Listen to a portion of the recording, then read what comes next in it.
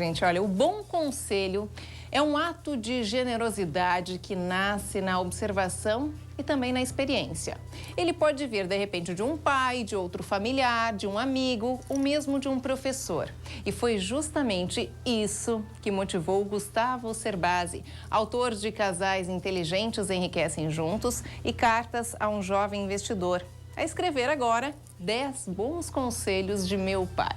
E agora a gente vai saber um pouquinho mais desse sucesso, porque é com ele que eu estou aqui ao vivo. Gustavo Cerbasi, seja bem-vindo. Obrigado. E o livro que eu citei agora está aqui em minhas mãos, 10 bons conselhos de meu pai. Eu citei algumas pessoas, ou seja, tem alguns pais aí na sua vida? Tem. Meu pai, ele, como todo pai, preocupado, zeloso, né? Sempre trabalhou bastante, sempre teve dificuldades de acompanhar todos os momentos da vida dos filhos. Meu pai teve uma grande sacada na vida que foi adotar o cuidado de colocar os filhos sempre na presença de uma boa referência paterna quando ele estava ausente. Olha. Então, férias, por exemplo, que para muitos pais é uma loucura, né? Não saber o que fazer com os filhos, eu ia passar na casa dos meus tios. Meus tios administravam uma fazenda, não eram donos, eram só administradores, mas as férias na fazenda me deram muitas lições de simplicidade. Houve uma fase na minha vida também que... ocioso em casa, jogando videogame, ganhando peso, né? Um cuidado dos meus pais foi me colocar na natação. Então, o meu técnico de natação também acabou fazendo o papel de pai. E o meu quarto pai, né? Além do meu tio, do meu técnico, do meu pai biológico, meu avô também, convivi com ele durante 2 anos, morando na casa dele. Então, são pessoas que foram muito importantes para a minha vida e que me trouxeram lições que hoje eu tento transmitir através dos livros, que tem muito a ver com uma sabedoria na hora de fazer escolhas, uma sabedoria na hora de negociar um contrato, coisa que aparentemente eu aprendi na intuição, mas não, tem o valor das pessoas que me ensinaram ao longo do caminho. E essas lições são repassadas, a sua experiência é repassada através do livro, porque o Gustavo Cerbasi, todos sabem, é um grande sucesso. Esses conselhos, então, realmente deram muito certo. Quantos livros você já vendeu ao todo, Gustavo? São 12 títulos publicados, no total venderam 1,5 milhão de exemplares. 1,5 milhão. Este é o seu último exemplar? Esse é o último que foi lançado agora em abril de 2013 e que tem vendido bem. É diferente, escrever um pouquinho da história da gente, o livro parte da minha história para tirar lições e depois eu tento traduzir essas lições para a vida das pessoas. Escrever sobre a vida da gente não é fácil. A gente se expõe um pouco demais, a gente se expõe pessoas queridas, né? Então tem todo um desafio de você saber até que ponto avançar nessa exposição, até que ponto parar com a história pessoal e começar a trabalhar a lição. Mas foi uma experiência gostosa. O texto ficou bem fluido, bem agradável e as pessoas têm elogiado bastante. E que 10 conselhos são esses? Se desse para enumerar alguns aqui pra gente. Vamos falar de alguns, né? Eu acho que o mais importante, talvez a base, toda a preocupação do meu pai sempre foi educação. E acho que para muitas pessoas é óbvio, né? Nós temos que nos educar. Mas quando eu convido as pessoas, nos meus outros livros, a se educarem para o dinheiro, a maioria das pessoas encontra dificuldade. Para a maioria das pessoas não é natural ler sobre números, sobre economia, sobre planejamento. E para mim é natural. Então, como é que a gente faz para algo que não é natural ser incorporado à vida da pessoa? A questão não é se esforçar para estudar, não é se esforçar para aprender. A questão é você ir atrás de alguma coisa que você goste de aprender, de ler, para adquirir a rotina da leitura ou a rotina dos cursos. Se eu quero aprender sobre dinheiro, por que não aprender sobre gastronomia antes? Se eu quero aprender sobre isso. E quando você incorpora um curso na sua rotina, na sequência fazer um outro curso é muito mais fácil. Quando você não tem isso na rotina e fala, não, eu preciso aprender sobre dinheiro, você vai forçar a natureza e normalmente vai criar uma rejeição a um assunto que é importante para você. Tentar ir pelos adjacentes para depois chegar no foco. Exatamente. E desenvolver o hábito para então entrar num hábito novo. É mais ou menos essa maneira que eu encontro de estudar, porque estudar para mim sempre foi muito fácil, porque eu tive bons professores na escola. Sim. Aliás, eu nem diria que eu sou um bom aluno, porque eu não gosto de estudar, eu gosto de aprender. Eu sou muito atento na aula, eu sou muito atento numa leitura. Se pedir para eu reler um livro e resumir alguma coisa, eu não vou conseguir, porque eu tenho dificuldade para repetir conhecimento. Então, isso tem a ver com a postura que a gente tem na hora do aprendizado, o como que a gente aproveita o momento para extrair algum ensinamento e já partir para uma próxima leitura agregando algo mais. Legal. Isso desenvolve. Ótimo conselho, já está aí um. Eu não vou, lógico, eu não vou pedir para ele passar aqui para a gente os 10, senão já vou estar dizendo aqui o livro, né?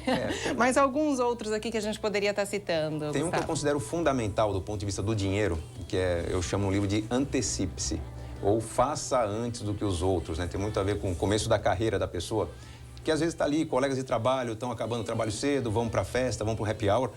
E eu percebi na minha carreira que a melhor maneira de prosperar é fazer um pouco mais do que os outros fazem, né? Se alguém está descansando no fim de semana, eu estou trabalhando no fim de semana, eu estou agregando algo a mais que, num segundo momento, vai me valer uma promoção, vai me valer um aumento de salário e que eu tenho que tomar o cuidado de não tornar isso um vício, porque aquele que trabalha mais vai se tornar um workaholic se não cuidar de impor limites. Sim, com certeza. Então, saber a hora de forçar um pouco mais o trabalho, ou dedicar-se um pouco mais. Mas como ter esse feeling, saber isso? Estabelecer metas. Se eu coloco um desafio, por exemplo, de nos próximos 6 meses fazer hora extra, matar os finais de semana para conseguir acumular o dinheiro da entrada que eu quero dar numa casa, por exemplo, é importante. Agora, tão importante quanto o sacrifício é estabelecer um marco que celebre o fim do sacrifício.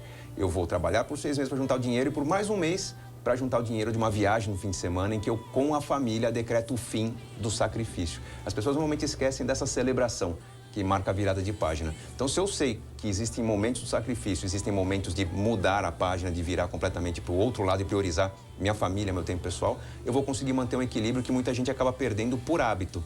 Porque se habitua ao trabalho excessivo, se habitua a sair mais tarde, a família se habitua a não ter a pessoa presente. Depois de um tempo, todo mundo fala, cadê papai, cadê mamãe, cadê a pessoa que era importante pra gente, tá trabalhando demais, virou um workaholic. Não pode, tem que buscar o equilíbrio sempre. E aí é fundamental saber estabelecer metas e, na sequência, saber impor um limite para essas metas para que eu não faça disso um vício. E o contrário acontece muito. Pessoas, por exemplo, que gostariam de começar, fazer um recomeço, melhor dizendo, né, do trabalho e têm muito medo, sentem aquele receio. Isso também, não sei se de alguma forma esse conselho também está embutido aqui no livro. Tem a ver um pouquinho com antecipe-se também, porque quando eu quero mudança na minha vida, eu tenho que me preparar para a mudança. A mudança exige sacrifícios, exige talvez desconforto, toda mudança é estressante. E se eu passo por um estresse, eu preciso de recompensa. Então, por exemplo, eu não vejo como mudar de emprego, mudar de cidade, mudar de hábitos, se eu não me preparo para ter alguma recompensa a mais. Por exemplo, um jantar fora uma vez por semana, uma roupa nova de vez em quando. Eu tenho que ter alguma recompensa que seja importante para mim para que aquela transição seja menos dolorosa. Então, o caminho para a mudança passa por exemplo, fazer uma reserva financeira. Durante alguns meses eu aperto o cinto, eu faço um caixa, eu poupo mais do que eu deveria poupar, para que na fase de transição esteja mais preparado para me presentear e caso a transição não dê certo, eu possa voltar atrás com uma reserva financeira para me manter enquanto eu procuro recolocação no emprego anterior. Então, é um pouco de um cuidado que, resumindo um pouco essa ideia do antecipe-se, que acho que é um dos aspectos também mais importantes do livro, eu traduzo a educação financeira por uma frase muito simples, que é: eu trabalho, você trabalha. Num segundo momento, você descansa e eu trabalho. Num terceiro momento, você reclama e eu descanso, eu comemoro. Educação financeira tem um pouco daquele sacrifício a mais que você faz no primeiro momento para num segundo, terceiro, quarto, quinto momento da sua vida você não passar por dificuldades que a maioria passa. Então tem que sair da zona de conforto, tem que quebrar um pouquinho as regras que todo mundo ao nosso redor estão seguindo, né? E de repente, ao quebrar essa regra, ao sair um pouco do que é regra, eu crio para mim uma nova regra, eu crio para mim uma nova realidade. Isso vale para cuidar melhor da agenda, cuidar melhor do dinheiro, cuidar melhor do meu corpo. Não adianta eu querer fazer exercício se ninguém me acompanha ou se todo mundo ficar me chamando para fora da rotina nova que eu quero incorporar à minha vida. Então, eu tenho que forçar um pouquinho no primeiro momento, talvez até convidar amigos para virem juntos. Mais uma vez, estabelecer metas entra em cena, né? Exatamente, que é um outro princípio que eu coloco no livro, que é a questão do coopere, trabalhe em equipe. Né? Você quer algo novo na sua vida? Traga uma equipe junto com você. Você quer começar a fazer exercícios, quer adotar uma nova dieta? Não adianta adotar uma nova dieta se todos os amigos vão comer pizza na sexta-feira. Então, convide os amigos para fazer uma gastronomia nova na casa de cada um, cada semana. Convide os amigos para caminhar com você de manhã. Vai ser muito mais fácil ter alguém que fala, pô, mas a gente não combinou toda semana? No momento que você quer desistir, a pessoa te mantém naquela rotina porque você criou uma rotina coletiva que não está te chamando para fora. Então, mudar hábitos financeiros não é diferente de mudar hábitos da dieta, hábitos de agenda. É questão de você ter a consciência do que está te limitando e, com isso, trabalhar esses limites para melhorar a sua vida. Então, quer dizer, o livro, ele engloba, lógico, foco, educação financeira. Quer dizer, um caminho financeiro, mas engloba um todo, né? Tem muitas outras coisas embutidas também. Porque muita gente, ao longo dos meus 12 anos de carreira em educação financeira, sempre comentaram, mas você tem estudos em Nova York, você fez mestrado em finanças, você sabe lidar com números.